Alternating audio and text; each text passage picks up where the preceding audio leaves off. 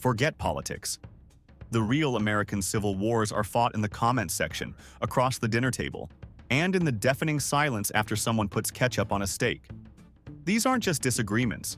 They're sacred cultural battlegrounds over things that absolutely do not matter, yet mean everything. We've cataloged 101 of these pointless, hilarious, and unwinnable arguments that define the soul of the nation. Welcome to the front lines of American absurdity. 1. All right, let's just get this over with because we have to. The single greatest source of culinary civil war, pineapple on pizza. On one side, you have the enlightened thinkers who claim it's a brilliant tropical counterpoint to salty ham.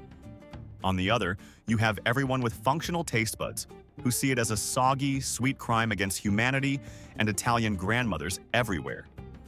It's not a preference, it's a moral judgment, and you will be judged for it at every pizza party for the rest of your life. 2. Let's move to the bathroom for our next forever war. The toilet paper roll. Over or under? Over is the choice of a functional, forward-thinking society. Under is the choice of, well, people who like to make life difficult for everyone, including themselves. This isn't a style choice.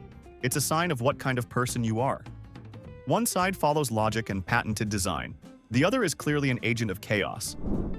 3. The real national identity test? Whether you peel a banana from the stem or from the bottom, like monkeys do. The internet says the monkeys are right, but the American soul resists. We'd rather struggle with banana engineering than admit we've been doing it wrong since birth. 4. Here's one that will short-circuit your brain. Is a hot dog a sandwich? I mean, it's meat encased in bread. The evidence seems pretty clear. And yet, if you call it a sandwich, you sound like a visiting alien trying to describe human food. It exists in a state of quantum superposition, being both a sandwich and not a sandwich, until you say it out loud and everyone in the room starts yelling at you. 5. The thermostat setting. This isn't a debate, it's a form of psychological warfare fought in every American home. One person believes the ideal indoor climate is meat locker chic, set at a brisk 68 degrees. The other person is constantly bundled in 3 layers, believing anything below 74 degrees is a direct violation of the Geneva Conventions. The thermostat is the battlefield, and there are no winners, only higher energy bills. 6. College football versus the NFL. Are you a fan of raw, unadulterated chaos, where a tuba player might be the best athlete on the field and the outcome is pure anarchy? Or do you prefer watching genetically engineered super athletes execute plays with a terrifying level of precision? It's a choice between pure passion fueled by cheap beer and tradition versus polished professionalism fueled by billion-dollar TV deals. 7. What do you call that fizzy, sugary beverage? Is it soda, the choice of coastal elites and city dwellers? Is it pop, the wholesome term used by everyone in the Midwest? Or is it just Coke, a blanket term for every soft drink in existence, a tradition proudly upheld in the South? This isn't a simple word choice. It's a declaration of your regional identity, and everyone else is wrong. 8. The sacred purpose of the far left lane on the highway. We were all taught it's for passing other cars. But a special kind of person, the left lane lord, sees it as their own personal asphalt throne. They'll cruise at exactly the speed limit, completely oblivious to the 10-mile-long snake of enraged drivers behind them. To them, it's a lane. To everyone else, it's a fundamental breakdown of social order. 9. In the great state of New Jersey, they have a civil war that's been raging for generations over a breakfast food. Is it Taylor ham or is it pork roll? It's the exact same delicious, artery-clogging log of processed meat. But if you use the wrong name in the wrong part of the state, you might as well have insulted their mother. It's a debate that makes no sense to outsiders, which is probably how Jersey likes it. 10. The designated hitter in baseball. For decades, this rule split the sport in two. The American League embraced it, arguing that nobody wants to see a pitcher who bats like he's swinging a pool noodle. The National League held out, clinging to tradition and the purity of the game, which apparently involves watching your star pitcher strike out on 3 pathetic swings. It's the classic battle between "let's see more action" and "let's do it the hard way, because that's how we've always done it." 11. So, is Die Hard a Christmas movie? It's got a holiday party, snow, and a guy trying to reconcile with his family. But by that logic, Jaws is a 4th of July movie. It's got a beach party, fireworks, and a local community problem that needs solving. The debate isn't about Christmas. It's about how far you can stretch logic before it snaps. 12. The fridge light conspiracy. Open the fridge and the light turns on, sure. But does it turn off when the door closes? Really? You've never seen it happen. You just believe. It's blind faith in Whirlpool and GE, and for some, that's one appliance cult too far. 13. You want to start a real fight? Just walk into a room and confidently declare which state has the best barbecue. Is it Texas brisket, Carolina vinegar, Memphis dry rub, or Kansas City sweet sauce? This isn't a food preference. It's a blood feud where family recipes are state secrets and smokers are instruments of war. 14. Cats versus dogs isn't an argument about pets. It's a judgment on your own psyche. Do you require the constant slobbering validation of a creature that would follow you off a cliff? Or do you enjoy cohabitating with a tiny furry sociopath who views you as a slightly less hairy can-opener with legs? 15. The silent, brutal conflict fought over how to load a dishwasher. One person follows a sacred geometric system for maximum efficiency.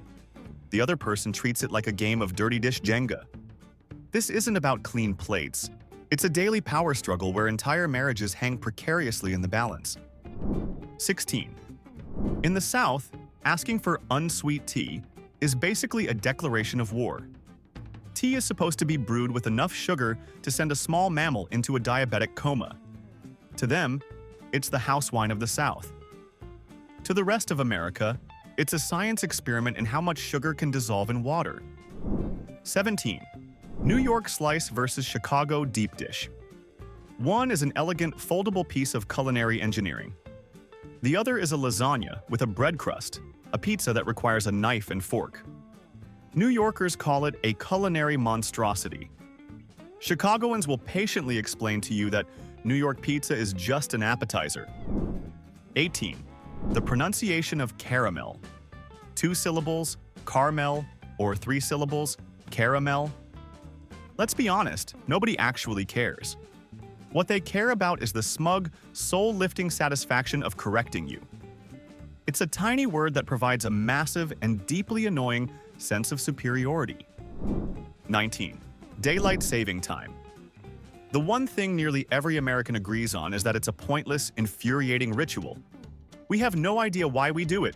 It doesn't save energy, and it turns us all into zombies for a week. It's just government-mandated jet lag. And every March, we all collectively realize we don't know how to change the clock on the oven. 20. The ultimate nerd civil war, Star Wars versus Star Trek. Are you on the side of space wizards with laser swords fighting a galactic empire? Or do you prefer a highly logical, utopian future where problems are solved with diplomacy and technobabble? It's a choice between cosmic fantasy and cosmic philosophy. And just when you think cosmic battles were the peak of American conflict, oh, just wait. The next arguments are fought right at the dinner table. 21. Should chili have beans? If you ask a Texan, putting beans in chili is a crime against God and the state itself. It's just meat sauce at that point. To literally everyone else, chili without beans is a sad, lonely bowl of spicy meat. This isn't a recipe debate. It's a deeply held religious conviction. 22. Manual versus automatic cars. The manual drivers, a dying but very loud breed, will tell you it's the only way to truly feel the road. The rest of us, who have sat in rush hour traffic, know that it's a special kind of self-inflicted torture. It's a battle between the illusion of control and the sweet relief of convenience. 23. There's a right way to eat an Oreo, and you're probably doing it wrong. Humanity is divided into 3 main tribes: the twisters, the dunkers, and the psychopaths who just bite right into it like an apple. This isn't about a cookie. It's about revealing your true nature to the world. 24. The Great American Anxiety Ritual, tipping. Is it a fair way to reward service or a broken system where we subsidize an owner's payroll? No one knows for sure. All we know is it turns every functioning adult into a panicked mathematician trying to calculate 20% after 2 beers. 25. For 99% of America, the children's game is duck, duck, goose. But if you say that in Minnesota, you will be swarmed by a mob of furious parents. There it is and always will be. Duck, duck, gray duck.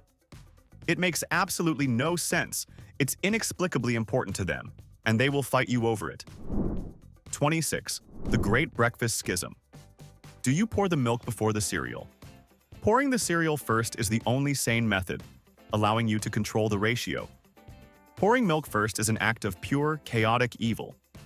You can't judge the volume. This isn't a breakfast choice, it's a litmus test for psychopathy. 27. How should a steak be cooked? Anything up to medium rare is a respectful celebration of beef. Anything cooked well done is a culinary crime scene. You've taken a beautiful piece of meat and punished it for your own lack of taste.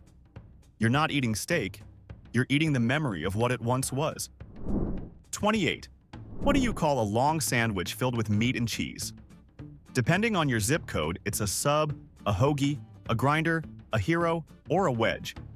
It's the exact same food item, but if you use the wrong word in the wrong city, you will be corrected with the passion of a prosecuting attorney.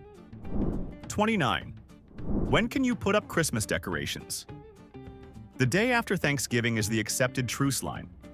But there's a growing army of tinsel-toting zealots who start on November 1st.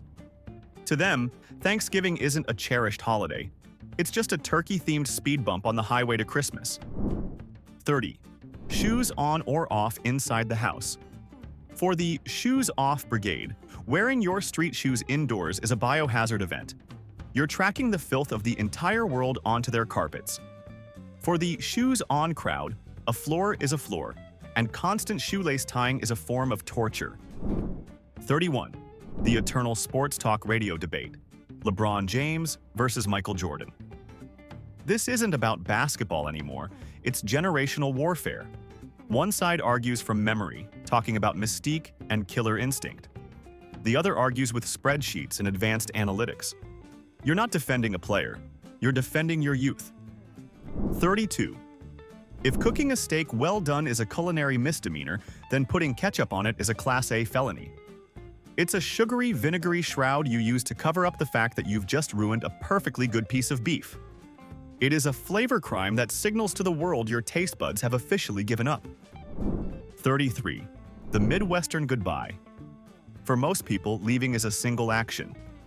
In the Midwest, it's a 12-act play that can last longer than the actual visit. There's the couch departure, the hallway chat, the front door discussion, the porch conference, and finally, the driveway summit. It's a black hole of politeness. 34. The toilet seat. Up or down? It's the coldest battle in the domestic Cold War. He says, you also have to lift it, it's about equality. She says, I don't enjoy the thrill of falling into a porcelain abyss at 3 in the morning. It's an endless, low-stakes argument about whose convenience matters more. 35. You thought these battles were petty? Welcome to the next level of American conflict. Is NASCAR a sport? One side scoffs, it's just driving in circles. The other will passionately give you a doctoral thesis on aerodynamics, G-force tolerance, and pit crew choreography. It's a cultural war between urban snobbery and blue-collar pride. 36. The one true way to eat a burger. Bite it as is? Rotate it so the top bun acts as a drip shield. Or flip it upside down because, apparently, the thicker bun absorbs more juice. Every method has followers and heretics. And every BBQ is a potential battleground. 37. East Coast versus West Coast. This isn't a rivalry, it's a clash of two fundamentally different operating systems. Is life a frantic, high-stakes race fueled by ambition and anxiety? Or is it a laid-back journey where urgent means sometime this week? It's a battle between aggressive ambition and passive-aggressive wellness. 38. The sacred laws of calling shotgun. This system of playground justice follows us into adulthood with unwritten but fiercely enforced rules. You must see the car. It has to be outdoors. Any violation is met with swift, merciless judgment from the other passengers. It's a ridiculous, yet essential part of our social contract. 39. In most of America, it's a gas station. But in the mid-Atlantic, the war between Wawa and Sheetz is a blood feud. You are either a Wawa family or a Sheetz family. Your allegiance determines where you get your coffee, your made-to-order sandwiches, and your sense of identity. There is no middle ground. 40. An argument seemingly designed by the internet to destroy friendships. Is water wet? One side brings up physics, explaining that wetness is a property of a solid surface absorbing a liquid. The other side responds with, "Dude, just touch it. It's wet." It's a perfectly pointless debate with no answer and no end. 41. The proper way to eat corn on the cob. Do you go left to right, like a typewriter, in a display of pure, orderly efficiency? Or do you attack it randomly, spinning it like a rabid animal? This isn't about eating. It's a public display of your internal state. Control versus complete and utter chaos. 42. What do you call the insect that glows at dusk? Is it a lightning bug? A gentle, almost magical name? Or is it a firefly, which sounds a bit more scientific and serious? It's the same bug, but people will defend their regional term with a fiery passion that, ironically, burns brighter than the bug itself. 43. The pronunciation of New Orleans. To the outside world, it's New Orleans, but to the locals, it's closer to Nolans. If you use the tourist version in the French Quarter, they won't get angry. They'll just look at you with a deep, sorrowful pity reserved for people who clearly don't understand life. 44. The nightmare of ice cube tray politics. Do you refill it after using the last cube, or do you return it empty like a cold-hearted sociopath? One choice means you're a responsible adult. The other means you're the reason someone's soda is lukewarm and full of betrayal. 45. This is a silent but deadly war. Do you fold your toilet paper, or do you crumple it? The folders are meticulous planners, strategists who value order. The crumplers are agents of chaos, living for the moment. Your bathroom habits are a window into your soul, and frankly, some of you are terrifying. 46. The Great American Breakfast Potato Debate. Hash browns versus home fries. Do you prefer shredded, crispy, golden brown perfection? Or do you go for the hearty, seasoned chunks of potato and onion? This isn't just a side dish. It's a decision that sets the entire tone for your weekend morning. 47. Should you rinse your dishes before putting them in the dishwasher? One side says it's essential for a clean wash. The other side screams, "What do you think the machine is for?" It's a fundamental misunderstanding of technology that has fueled quiet resentment in American kitchens for decades. 48. Do you sleep with the closet door open or closed? An open door is a portal to a dark dimension where all your anxieties live. A closed door is a sign of a rational mind that understands basic monster prevention protocol. It's a nightly battle between baseless childhood fear and adult common sense. 49. How to properly make a peanut butter and jelly sandwich. Is it a 50-50 split? More peanut butter, more jelly? Do you mix them before spreading? People have deeply ingrained, unshakable convictions on this. It's the first sandwich we master as kids, and we will defend our methods to the grave. 50. The correct term for the small road that runs parallel to a highway. Is it a service road, a frontage road, an access road, or a feeder road? No one agrees. It's a strip of asphalt with a national identity crisis, and your choice of words immediately pegs you as an outsider somewhere. You'd think after all these battles, Americans would declare a truce. You would be wrong. The arguments just get more personal and, frankly, much weirder. 51. The deep philosophical question that divides the nation in the shower. Do you actively wash your legs? Some people meticulously scrub every inch. Others subscribe to the trickle-down theory of hygiene, believing soap and gravity will handle the details. It's a debate between ambition and efficiency. 52. What is the official definition of upstate New York? To someone in Manhattan, it's anything north of the Bronx. To someone in Westchester, it's north of them. To someone in Albany, it's the Canadian border. Upstate isn't a place. It's a floating relative concept fueled by regional arrogance. 53. Is it acceptable to recline your seat on an airplane? For the recliners, it's a button that exists to be pushed, a small comfort in a sky-high sardine can. For the person behind them, it's a hostile act of war, an invasion of their already laughable personal space. 54. Let's talk about that weird salad that isn't a salad, the Jell-O salad. It's a wobbly, translucent nightmare, often filled with suspended chunks of fruit, vegetables, or even marshmallows. Is it a nostalgic delicacy from a bygone era? Or is it proof that our grandparents' generation was not okay? 55. The fierce, unspoken battle of the grocery store aisle. There's an unwritten rule that you don't just leave your cart in the middle like you own the place.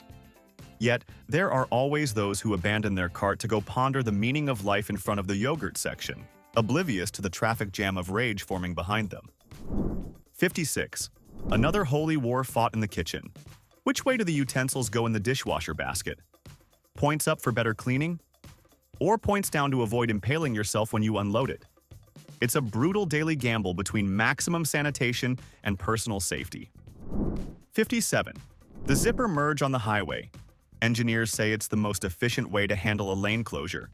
But to the American lizard brain, it looks like someone is cheating and cutting in line.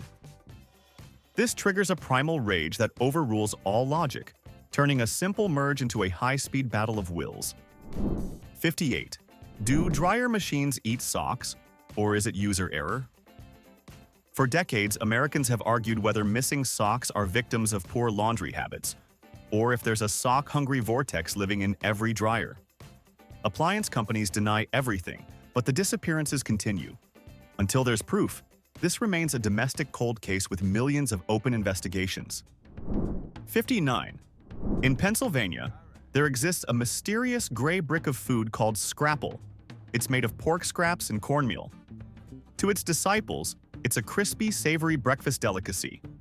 To everyone else, it looks like something you'd find in a science lab, and the name itself sounds like a warning. 60. The geometry of sandwich cutting.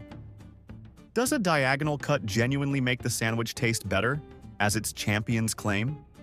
Or is a straight cut down the middle the only honest, no-nonsense way? People have deeply held beliefs on this, defending their choice with the seriousness of a physicist debating string theory. 61. Why do we still print paper receipts for everything? You just bought gum, and now you're holding a scroll like it's a medieval proclamation.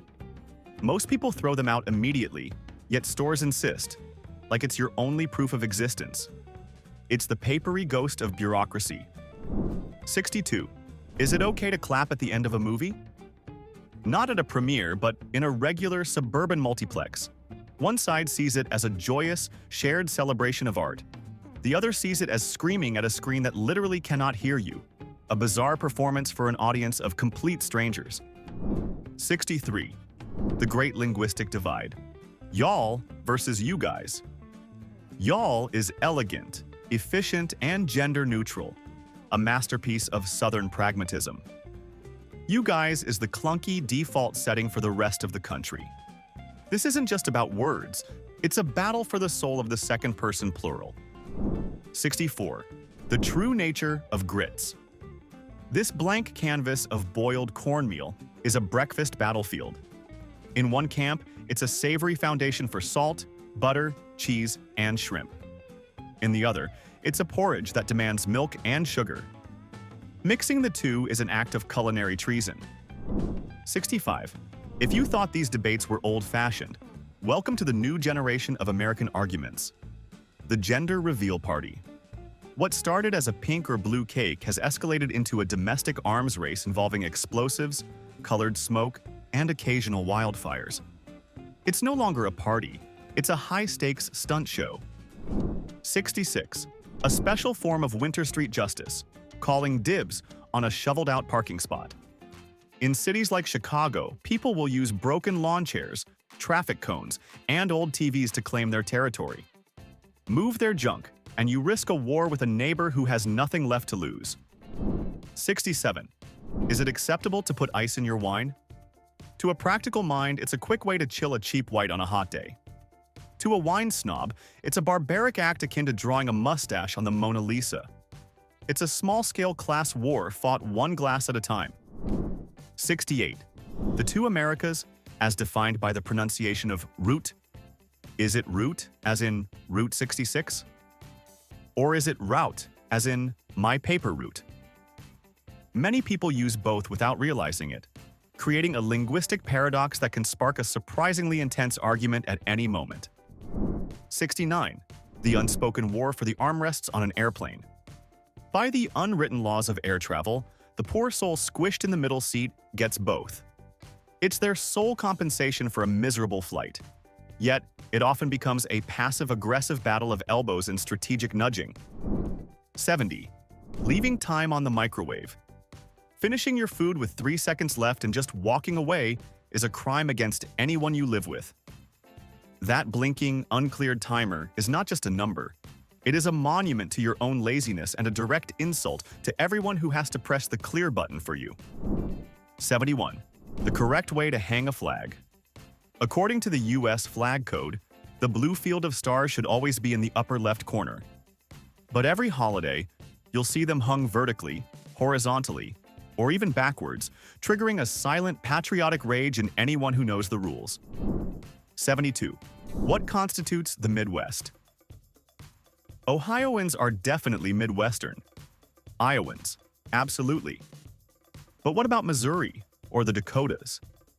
It's a fuzzy, amorphous blob of a region with no official borders, and people from different states will argue fiercely about who is and who is not part of the club. 73. The pronunciation of Nevada. The locals say Nevada with a flat oi-like hat. Tourists, and pretty much everyone else, say Nevada. Correcting someone on this is a favorite pastime for Nevadans, a small way to assert their authority over the people losing money in their casinos. 74. Calling an adult man you don't know buddy, chief, or boss. For some, it's a casual, friendly term of endearment. For others, it's a deeply condescending power move that implies you're either their superior or a used car salesman from 1983. The reaction is a total gamble. 75. Let's venture into a truly terrifying battleground, the comments section.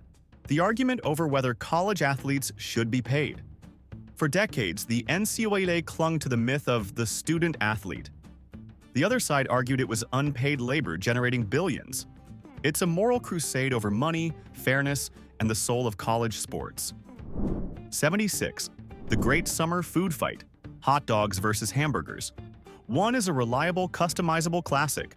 The other is a structurally ambiguous meat tube. At every single American barbecue, a choice must be made, and your allegiance says a lot about your approach to life, safe and traditional, or vaguely questionable. 77. The unwritten law of personal space in a public urinal. You never, ever choose the one right next to another guy if there's any other option. It's a sacred, unspoken rule of male conduct. Violating it isn't just awkward, it's a declaration that you have no understanding of how society functions. 78. Is it ever okay to go to a movie theater alone? Some see it as the peak movie-watching experience. No distractions, no sharing popcorn, pure cinematic focus. Others view it with a kind of sad pity, as if you're a social outcast with no one to call. It's a war between self-confidence and social anxiety. 79. The brutal politics of the office refrigerator. Any food left over the weekend is considered legally abandoned. Labeling your lunch is a must. And anyone who steals someone else's yogurt is a lawless monster who deserves to be tried at The Hague. It's a small-scale experiment in anarchy. 80. The official state abbreviation for Maine. The post office says it's me. But for 100 years before that, it was just MA. Now, MA belongs to Massachusetts, leaving a legion of old-school Mainers who refuse to accept the change, defiantly addressing letters to a state abbreviation that no longer exists. 81. The pronunciation of Oregon. Much like Nevada, there's a local's way and an outsider's way. If you say Oregon with emphasis on the last syllable, you will be immediately identified as a tourist. The correct way is ORIH gun. They take this very, very seriously. 82. What's the best Girl Scout cookie? Is it the chocolate minty perfection of a Thin Mint? The caramel coconut bliss of a Samoa? Or the simple, elegant pleasure of a shortbread? This isn't a snack preference. This is a deeply personal choice that defines who you are for at least 3 months of the year. 83. The proper etiquette for merging onto a highway. Do you speed up to match the flow of traffic, like a sane and responsible adult? Or do you crawl to the end of the on-ramp at 30 miles per hour, praying for a miracle and causing 15 cars behind you to slam on their brakes? 84. Let's talk about the single most infuriating object in any kitchen, the plastic wrap dispenser. It's a roll of impossibly thin film designed by sadists to cling to itself, tear unevenly, and never ever cut cleanly on that tiny serrated edge. It is a monument to human failure. 85. Is it okay to double dip a chip? One side argues that your mouth germs have now contaminated the entire bowl of dip, a horrifying act of biological warfare. The other side, the anarchists, argues, it's my chip, I'll do what I want. This tiny act can end friendships. 86. Is cereal soup? Let's look at the evidence. It's a liquid with solid ingredients floating in it, eaten from a bowl with a spoon. And yet, calling it breakfast soup feels like a form of emotional vandalism. It's technically correct in the worst possible way, and that's why we'll fight about it forever. 87. The heel of the bread loaf. Trash or treasure? Some see it as the loaf's protective packaging, a sacrificial piece destined for the bin. Others swear it's the most flavorful part, the crusty prize at the end. Entire family histories have been written based on which side of this debate you fall on.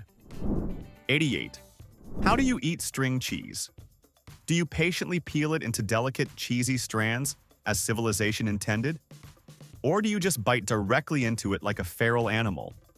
This is less about a snack and more about a fundamental respect for order versus a desire for pure, unadulterated chaos. 89. Should the toilet lid be closed before you flush? One side will calmly cite science, using terrifying phrases like aerosolized fecal plume. The other side has made a conscious decision to live in a world where that science doesn't exist, and they are much, much happier for it. 90. Which armrest belongs to which person at the movie theater? There's no law, only chaos. One theory says, aisle gets the outer, middle gets both, and the other guy gets regret. But that logic breaks down fast, usually into an unspoken war of passive-aggressive elbow fencing in the dark. 91. Do you pronounce the L in salmon? The correct answer is no, but you know that at your next dinner party, someone will say salmon, just a little too loudly. They're not making a mistake. They're throwing a conversational grenade just to watch the shrapnel fly. 92. Do you wash new clothes before wearing them? The sensible camp argues about factory chemicals and warehouse dust. The other camp, the daredevils, apparently believes that a thin layer of industrial grime is a free skin-toughening treatment that adds character. 93. Your in-home footwear policy. Are you a barefoot purist, a socks-only soldier, or a dedicated slipper wearer? This isn't just about comfort. People defend their choice with the passion of a constitutional lawyer. It's the right to bear arms or feet within your own four walls. 94. The crosswalk button. Do you press it once like a rational adult? Or do you mash it repeatedly, as if your thumb is a magic wand that can bend traffic signals to your will? We all know it doesn't work, but that won't stop us from trying. It's a tiny rebellion against the tyranny of traffic lights. 95. This argument reveals more about you than a personality test. Where do you store your ketchup? In the fridge, as the label clearly instructs? Or in the pantry, like a lawless rebel? Depending on your answer, you're either a stable member of society or you're on some kind of watch list. 96. This one is a civil war for the coders. Do you start numbering a list from 0 or from 1? To an outsider, it's the most pointless question imaginable. To a programmer, it's a deeply philosophical debate about the nature of indexing that can and will ruin a friendship. 97. Just when you thought the fruit on meat debate was settled, a new horror emerges: pineapple on burgers. It takes the controversy of pineapple on pizza and puts it on a sacred American cow. It's not just a topping, it's a culinary declaration of war. 98. The great aluminum foil conspiracy. Shiny side in or shiny side out. Every physicist on Earth will tell you it makes absolutely no difference for cooking. But that won't stop your uncle from swearing that the shiny side seals in the flavor better, based on gut feelings and zero evidence. 99. Should a bagel be toasted? The overwhelming consensus is yes. But a small, terrifying minority of raw bagel eaters exists. They walk among us. They enjoy that cold, dense chewiness. They are not okay, and their existence is a direct threat to breakfast as we know it. 100. And a question that proves the internet has finally broken our collective brains. Do fish have necks? This is not a joke. It's a real, raging online debate that has spiraled into utter chaos. Biologists weep, philosophers are confused, and the rest of us just stare into the abyss. 101. And the final most American argument of all. Arguing about what we missed on this list. The very second this video ends, thousands of you will flood the comments to say, "You forgot about," or "Number 27 is completely wrong," thereby proving the entire point of this video all over again. It's a beautiful, endless cycle. And that's the war report. 101 forever battles with no armistice in sight. But we know we missed your personal, sacred hill to die on. So here's the mission. Go to the comments and expose the single, most irrational, ridiculous belief you would defend to your last breath. No judgment, only ammunition. Fuel the fire by hitting like and subscribe to join the next conflict.